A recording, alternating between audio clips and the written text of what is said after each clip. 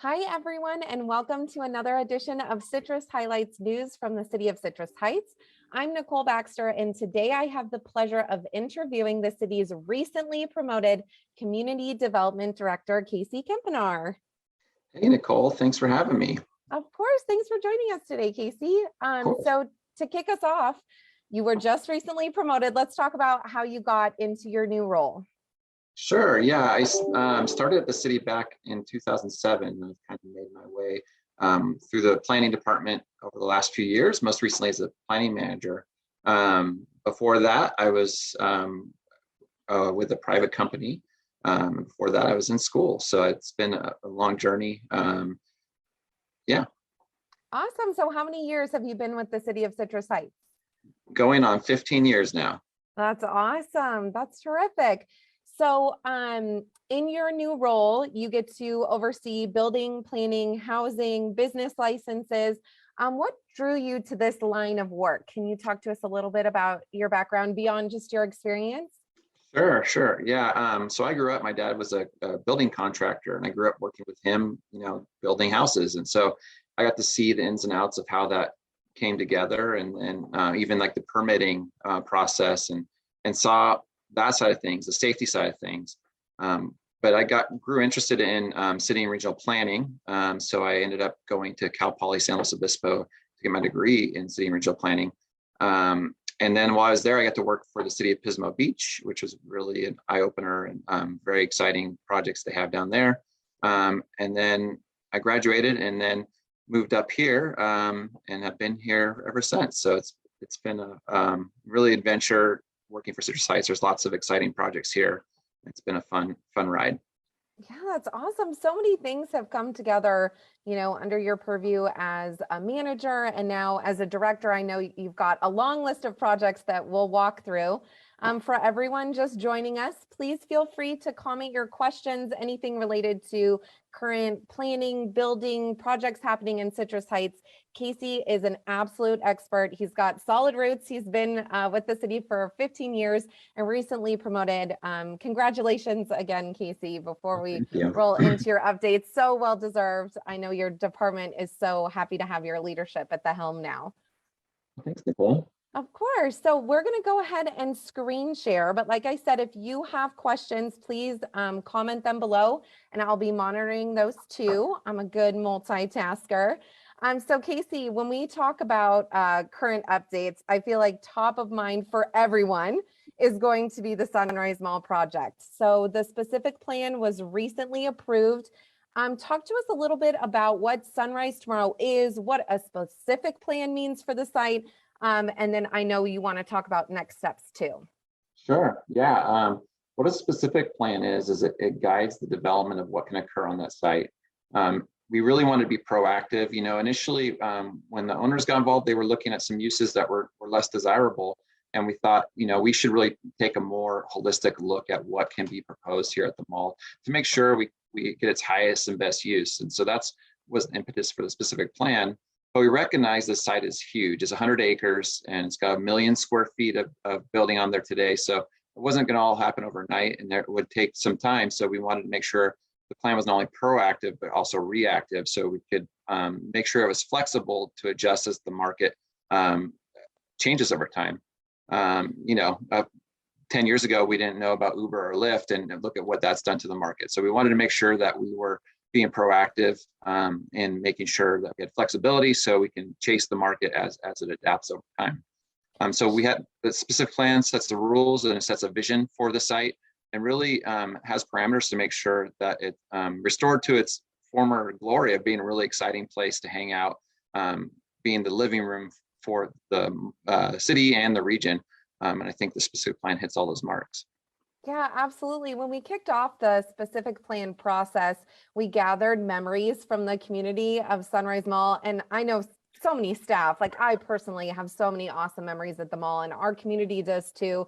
And I thought it was great that the tagline for the project was "A New Heart for Citrus Heights." And I think that everyone who's got that nostalgia around the project is so excited now to kind of see it renewed. Talk to us about you mentioned, this is a proactive plan to kind of make sure that the site has a vision around it. talk to us about what we heard from the community and how that's worked into this specific plan. Yeah, absolutely. You hit the nail on the head. The community really wanted to see something exciting, someplace they could bring friends and hang out. And so that really boiled down to these 5 big ideas that work together to make that happen. And we did a lot of outreach and discussion with stakeholders, and overall these 5 themes really kind of ran through, and that's what set the baseline for the plan. So they wanted to return it to a community and regional destination. So bringing in people from not just citrus sites, but further away. To have a green network of open space was also important, making sure there was open places where people could congregate. It wasn't just buildings or parking, there was something in between. Making sure streets were designed for people, not just cars, to make it so people could walk there from surrounding neighborhoods or walk across the street to the Birdcage Marketplace. Really important goals that are wrapped into every aspect of the plan. Introducing livable neighborhoods. Right now it's all commercial. There's no housing on the site. So creating opportunities for housing and a diverse type of housing. It could be condos or flats or small lot development, apartments, senior living. So there's a whole design suite of housing options that are available to make it result in livable neighborhoods. And last but not least, making it an economic engine again. The mall was just an economic powerhouse for so many years, and the city really depended on some of the sales tax generated from that. And that's been declining for a long time. So we're really looking at diversifying the land uses there, going away from just retail to a broader range of uses. And those work in tandem together to make the other 4 goals come into action, and making these all work together to be a really cool place to hang out. Yeah, absolutely. That's a great segue for, I wanted to show this chart.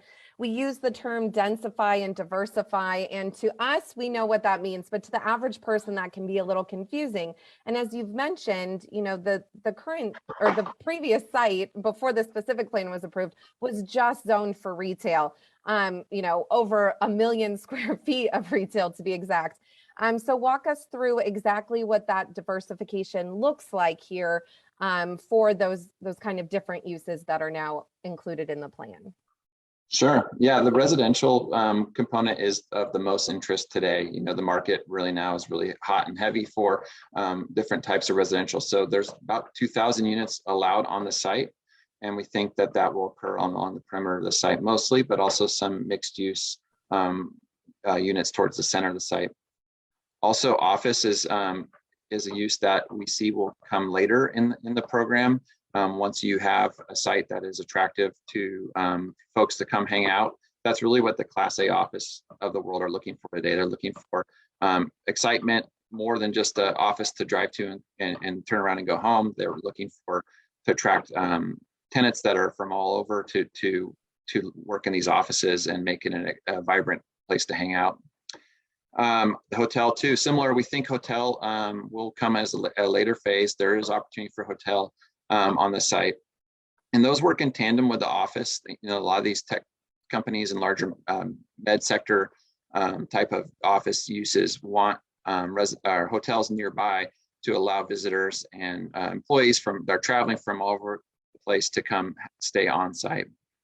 And then community institutional, that could be a variety of things. That could be something like a surgery center, or it could be some sort of like a gym. It could be a variety of uses that really are important to the community, and they help kind of provide that dynamic where you can live on one site and get all your daily needs in one place. And then lastly, retail, we will have a much shrunk down footprint. We think that retail is evolving, obviously, with the impact of Amazon and those sorts of uses.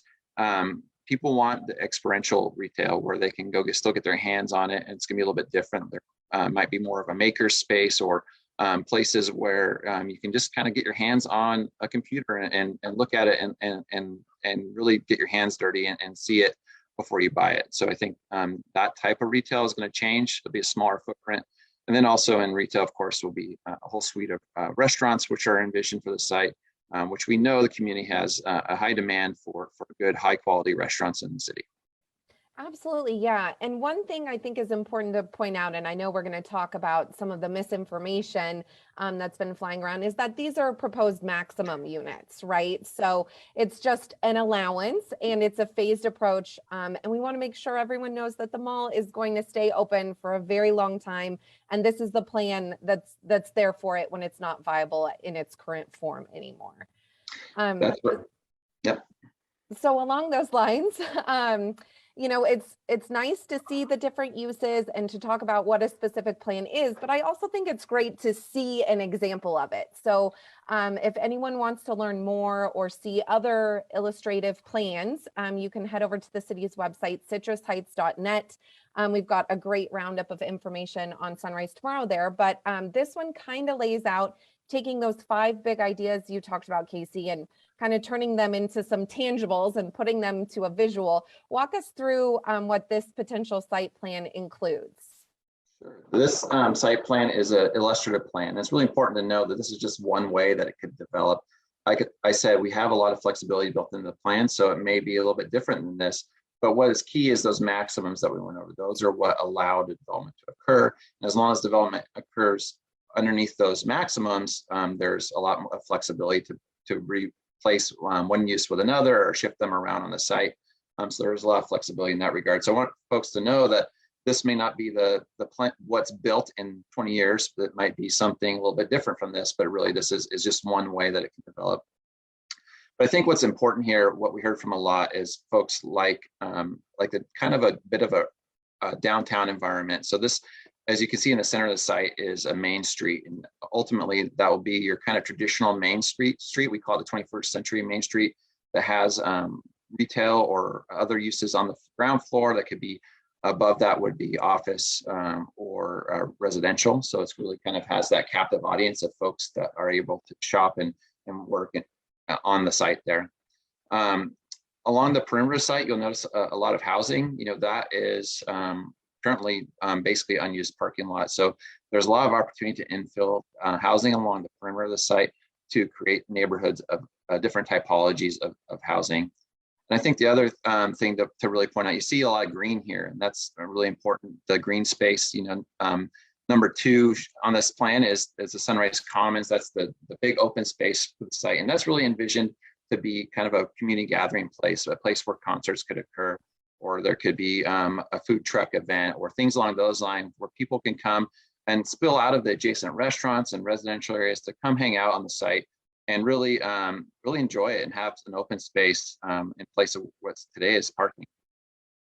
And then we know an employment hub on the left side of the screen, number 3, we know that employment is changing. We know that there is always going to be a demand for workers to come and collaborate. So there's a variety of opportunities there, an employment hub, which would anchor that side of the site. And the same thing, you have a captive audience of employees who want to work and shop and eat on the site. And so it's an opportunity to draw in employment anchors that we don't currently have in the city. Awesome. Yeah. And like you mentioned, this is just, an artist's rendition of the plan on paper. And we know it will look different than this plan, but it is nice to see a visual to pair with the new uses that you guys have worked so hard on. And as you look at this map and you see all the different, hotel, entertainment, employment hubs, the commons area, I know that your team spent a lot of time on the environmental impact report, and that's how you set those maximums, right? I think you said the environmental impact report was over 400 pages. So when we go into frequently asked questions, which will be our next point, I know that traffic is a big concern for most people, and your team really took that into high consideration. When we think about other frequently asked questions, a lot of people, after the news kind of went wild over the mall, a lot of people were asking, like, really, a hotel at the Sunrise Mall site? So talk to us about why those uses like hotels and office are included in the plan now. Sure. Yeah, we know that the market's going to continue to evolve, and we did a market analysis to help guide where we are today. And the market's going to continue to change, and so it's important for us to have a placeholder in there to make sure that if the market does change and go to that direction where office and hotel bounce back like we think it will, we have a spot reserved for that. And that really helps build on the dynamic area that we're trying to create. So having our employees and then having visitors on the site really changes how the dynamic will look and feel. But really it helps build in the flexibility. There's opportunity to trade out uses if they don't realize in the 20-year build out. It gives us a little bit more flexibility to swap land uses over time.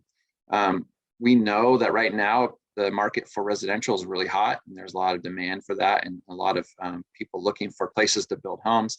But it may not always be that way. It could change again, and it could shift to different uses. So really, given the size of the site, having these options really makes it flexible for us as we move forward. And that was really important to staff as well as talking to developers. Flexibility is paramount because it is a big site and things change over time. Absolutely. Yeah. And that reminds me of another good point. I mean, in addition to all the research that goes into the potential environmental impact, you also do a ton of market research. So you know that the plan is viable, and a kind of a part of keeping it viable is that it happens in phases. So not only does that allow the mall in its current form to stay open as long as it can. And again, we want to encourage everyone to continue shopping at the mall. And as you just mentioned, you know, development will happen in phases, and it's going to start in that surplus parking area, really not affecting the mall in its current form. So here is that great phase map that you had in your presentation to council. Talk to us about what you anticipate to see in each phase, and maybe just elaborate on why a phased approach is so important. Yeah, and talking to the development community, phasing is really important right now. As I said, the housing market is very hot, and there's a lot of demand for units. So having those go first does two things. It's the lowest hanging fruit, and it's something that can really start to add some activity and excitement to the site. But also, again, those people that will live there will also need to shop. And so that's good for not only the mall site, it's also good for the surrounding businesses. So really getting additional density in there where people can live and then walk to different destinations is really important. It helps drive those other uses. But also we know that retail's change, and so these giant fields of parking are no longer needed for retail, and they're ripe for development into housing and other things. So we think the housing will come first, and then the other uses will continue to follow that. And as you said, the mall's open for business, will continue to be open. We designed the plan in a way that the mall can remain open indefinitely, or until the market says, you know what, this isn't working anymore, and we can follow the market with different uses.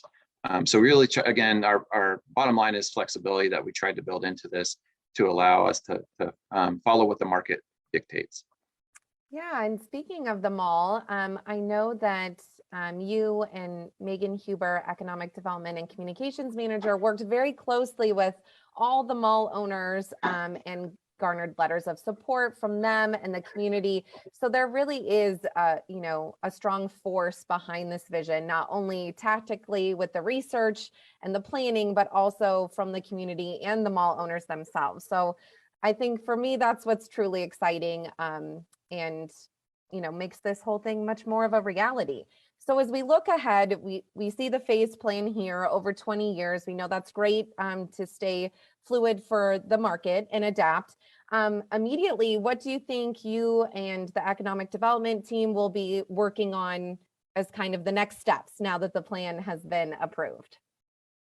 As we've been going through this process over the last 2 years, we've been engaging with the property owners to understand their desires and their capabilities.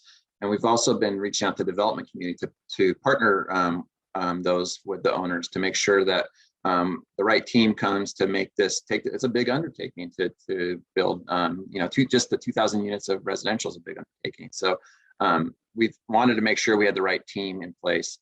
So we've been working on a regular basis with the development community to partner them with the owners.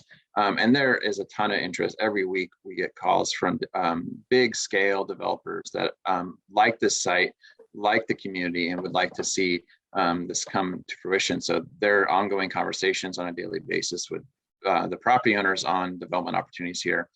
So I think in the next year or so, we will see some applications come in with more detailed planning documentation, and that'll kind of kick off that process.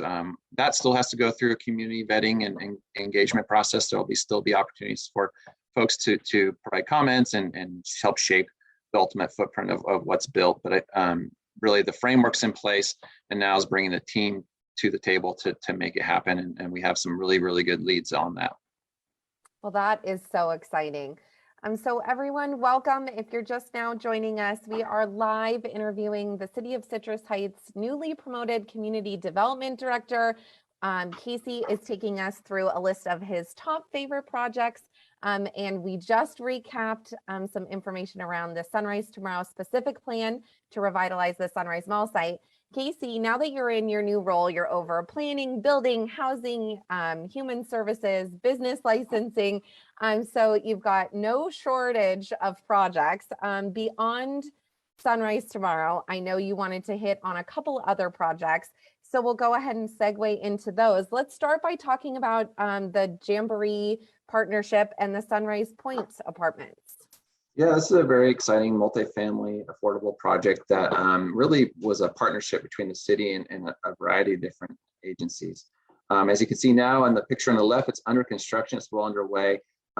It's a cool project because they have services for those that live there, whether it's job placement services and support services for those that are vulnerable that may be living there. So it's a wraparound project that has wraparound services to help folks that live there be successful and thrive.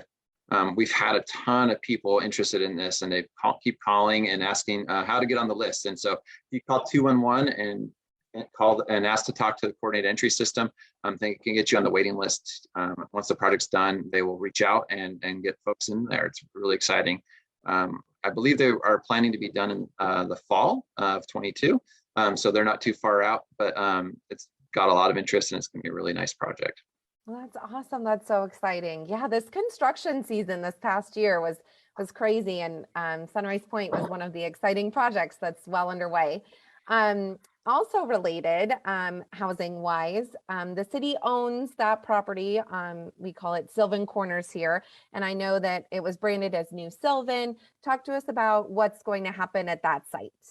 Yeah, so the city is entered into an agreement with a developer called Woodside Homes. They're a local developer. They've done a lot of local work in the region. They build high quality homes. They're very reputable. And so they're in their due diligence phase of this project. They're looking at the site. They are proposing housing on the site, which is consistent with the planning principles established by the councils a couple years ago. So they're doing their due diligence. I think we'll start to see some of the entitlement side of things, which is the paperwork to get approvals, will be happening early next year. So they're moving forward. And that's going to be exciting. It's going to introduce a whole bunch of more people to the Auburn Boulevard corridor, which is one of our high priority economic development areas. So I think by introducing people close to schools, close to the retail that are there, those shops and school will really benefit by having those additional bodies on the site to help shop and live there. Absolutely. Yeah, the Auburn Boulevard Complete Streets project. We've been talking about that a lot on the city's social media accounts. It's in phase 2. And this is exactly the type of project we were hoping that revitalization would attract, right? I mean, hopefully we'll continue to see, new partners come forward and develop along the boulevard as we ourselves revitalize the streets, the sidewalks, and make the whole area more walkable. So right. The next update, kind of sticking to the housing end of things, is the Fair Oaks Affordable Senior Apartments. Walk us through what this project is and what it means for our community. Yeah, this is about a little over 100 unit senior affordable apartments that was approved a couple years ago. They are starting demolition on an existing older home that was there. They're going to start construction here very soon. And so it's 108 units that will be restricted for affordable housing for seniors 55 and up. It's got a really cool project because it's got a lot of amenities. It's got a walking path that goes through the site. It connects within, and there's community gardens. And so there's really going to be a kind of a cool development for seniors. and it's affordable. So it's really exciting. We have a very high demand for folks that would like to stay in Citrus Heights, but they want to downsize. And so it's an opportunity to downsize and find a unit that's affordable at the same time. So it's going to be a great project.